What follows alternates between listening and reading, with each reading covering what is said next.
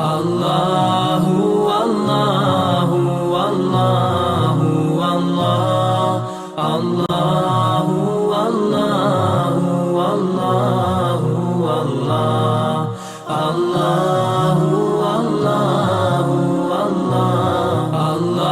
اللہ اللہ اللہ اللہ اللہ۔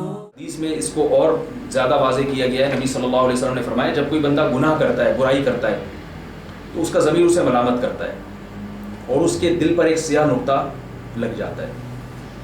ظاہر ہے سفید کپڑوں پر ایک داغ لگے گا تو آپ کا دل چاہے گا نا فوراً اس کو صاف کریں، آپ نمایاں ہوگا۔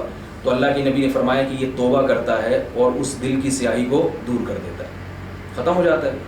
لیکن اگر یہ توبہ نہ کرے، دوبارہ گناہ کرے، پھر دوبارہ گناہ کرے، تو دل پہ نقطے لگنا شروع ہو جاتے ہیں، یہاں تک آتا ہے کہ وہ دل مکمل کالا سیاہ ہو جاتا ہے۔ اب آپ مجھے بتائیے کہ ایک آدمی کے کپڑوں کا رنگ ہی کالا ہو تو کیا اس کو اپنی برائی نظر آئے گی؟ اس پہ کالا دھبا لگے گا تو نظر آئے گا؟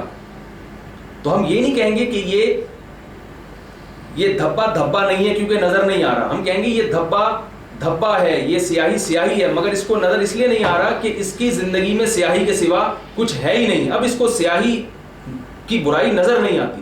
تو نبی صلی اللہ علیہ وسلم نے فرمایا جب انسان گناہ کرتا رہے اور توبہ نہ کرے تو دل مکمل کالا سیاہ ہو جاتا ہے۔ اور پھر آپ صلی اللہ علیہ وسلم نے اسی آیت کی مثال دی کہ یہ وہ وقت ہوتا ہے کہ جب اللہ تعالیٰ پھر اس سے ہدایت کو سمجھنے اور سیدھے راستے کو سمجھنے کی صلاحیت ختم کر دیتے ہیں، کیونکہ یہ دھبے اسی نے لگائے ہیں اپنے اوپر، تو اس کا سبب وہی خود بنا ہے۔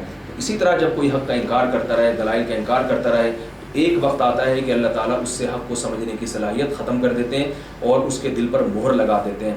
مہر اللہ نے لگائی، مگر اس مہر کو لگانے کے اسباب کس نے اختیار کیے؟ اسی بندے نے اختیار کیے۔ یہ وہ لوگ ہیں، آگے فرمایا وَعَلَىٰ أَبْصَارِهِمْ غِشَاوَةٌ وَلَهُمْ عَذَابٌ عَظِيمٌ۔ پہلے طبقے کے لیے اللہ نے بتایا بہت بڑی کامیابی، اور اس طبقے کے لیے اللہ نے بتایا ان کے لیے بہت بڑا عذاب ہے جو آخرت میں اللہ نے تیار کر کے رکھا ہوا ہے۔ یہ ہمارا سورہ بقرہ کا پہلا رکوع ختم ہو گیا۔ اس رکوع سے جو ملنے والے اسباق ہیں میں اس کو مختصراً خلاصے کے طور پر بیان کرتا ہوں۔ پہلا سبق ہمیں اس سے یہ ملتا ہے کہ جو حروف مقطعات میں کہ اللہ تعالیٰ نے ہر چیز کے سمجھنے اور جاننے کی صلاحیت انسان میں نہیں رکھی۔ حروف مقطعات سے ہمیں یہ سبق ملتا ہے جو چیز اللہ نے بتا دی وہ تو ہم سمجھیں گے، جو اللہ نے نہیں بتائی وہ ہم نہیں سمجھ سکتے جب تک اللہ ہمیں اس کا علم نہ دے، تو یہ انسان کے عاجز ہونے کی دلیل ہے۔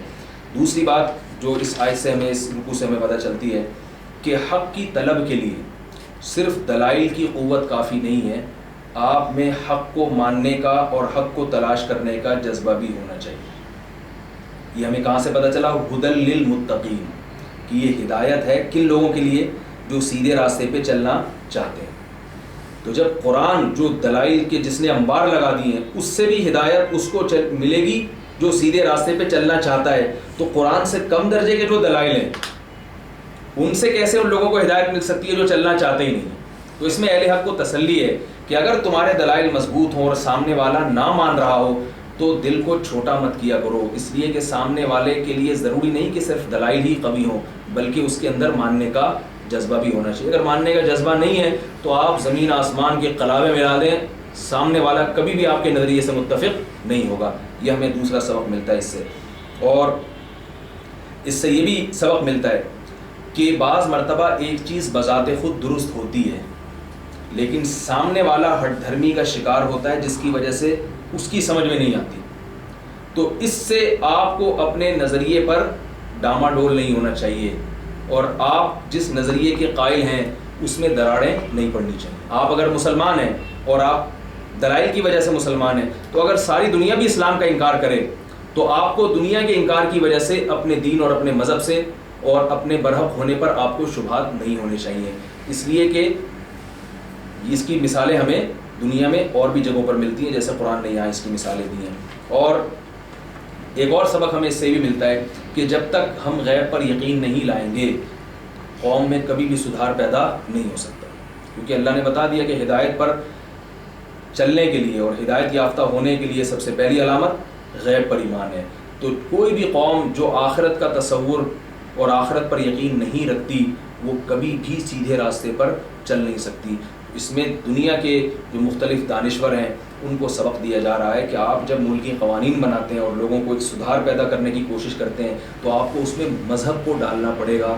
مذہب کو نکال کر آپ کبھی بھی انسانیت کی خیر خواہی نہیں کر سکتے. اور یہ بھی ایک سبق ہمیں اس سے ملتا ہے کہ ہدایت یافتہ ہونے کے لیے یہ ضروری ہے کہ آپ میں رب کی عبادت کا جذبہ بھی ہو اور انسانیت کی خدمت کا جذبہ بھی. اگر کوئی صرف رب کی عبادت کرتا ہے، انسانوں سے بالکل غافل ہے، وہ بھی ہدایت پر نہیں ہے. اور جو لبرل طبقہ ہے، سیکولر طبقہ ہے، جو انسانیت کی خدمت کا تو قائل ہے، رب کی عبادت کا قائل نہیں ہے، وہ بھی ہدایت پر نہیں ہو سکتا. اور ایک چیز ہمیں اس سے یہ بھی ملتی ہے اس سے کہ حقیقی کامیابی وہ ہے جس کو اللہ نے قرآن میں بیان کیا، اولئک هم المفلحون. اس کے علاوہ جتنی بھی کامیابی کے نام پہ جو نعرے لگائے جا رہے ہیں وہ کامیابی کی ایک صورت ہے، یہ کامیابی کے نام پہ ایک دھوکہ ہے. حقیقی کامیابی آخرت کی کامیابی ہے. اور ایک سبق ہمیں اس سے بھی ملتا ہے کہ اصل ترقی سائنسی ایجادات نہیں ہے، کامیابی ہی تو ترقی ہے نا، بلکہ انسانیت کی خدمت کا جذبہ. اگر آپ انسانیت کی خدمت کے جذبے سے بم بنائیں گے تو یہ بھی ترقی ہے.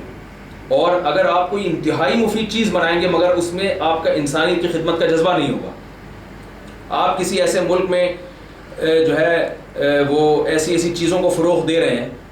مثال کے طور پر میں ایک مثال دیتا ہوں، ہمارے ہاں موبائل اور سیل فون کو بہت زیادہ عام کیا گیا ہے، روٹی مہنگی ہے اور کال سستی ہو گئی ہے.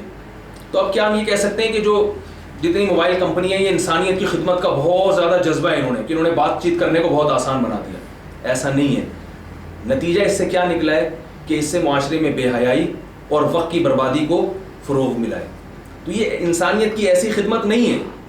مفید تو بہت ہے دیکھ، لیکن اس کے پیچھے جو جذبہ ہے وہ انسانیت کی خدمت کا نہیں ہے. اگر یہ جذبہ ہوتا انسانیت کی خدمت کا تو میں یہ سمجھتا ہوں الیکٹرانک چیزیں مہنگی ہوتی ہیں اور کھانے پینے کی چیزیں سستی ہوتی ہیں. تو بعض چیزوں پہ لیبل ایسا لگا ہوتا ہے کہ جو ہے نا وہ انسانیت کی گویا خدمت ہو رہی ہے، مگر وہ خدمت نہیں ہو رہی، وہ ترقی دنیاوی اعتبار سے تو اس کو ترقی کہا جائے گا، مگر قرآن کی نظر میں وہ ترقی نہیں ہے. تو میں اپنے اس جملے کو دوبارہ دہرا دوں، انسانیت کی خدمت کے لیے اگر بم بنایا جائے، آپ اپنے ملک کی حفاظت کے لیے ایٹم بم بھی اگر بناتے ہیں تو وہ بم بھی عبادت ہے، وہ بم بنانا بھی عبادت ہے، وہ بھی آپ کے ہدایت یافتہ ہونے کی علامت ہے. اور اگر آپ انسانیت کو برباد کرنے کی جذبے سے کوئی ایسی چیز بناتے ہیں جو بڑی مفید سمجھی جاتی ہے مگر اس کے پیچھے جذبہ انسانیت کو برباد کرنے کا ہے، تو پھر آپ ہدایت یافتہ نہیں ہیں اور آپ کے اس عمل کو ہدایت نہیں کہا جائے گا. وَمِمَّا رَزَقْنَاهُمْ يُنْفِقُونَ سے ہمیں یہ بات معلوم ہوتی ہے. اور آخری بات کہ حق کی مخالفت کرتے رہنے سے ایک ایسا وقت آتا ہے کہ آپ میں حق کو سمجھنے کی صلاحیت ہی ختم ہو جاتی ہے. یہ سورہ بقرہ کے پہلے رکوع سے ہمیں اسباق ملتے ہیں. اللہ تعالیٰ ہمیں ان تمام اسباق کو اختیار کرنے کی، ان کو سمجھنے کی اور ان پر عمل کرنے کی توفیق عطا فرمائے.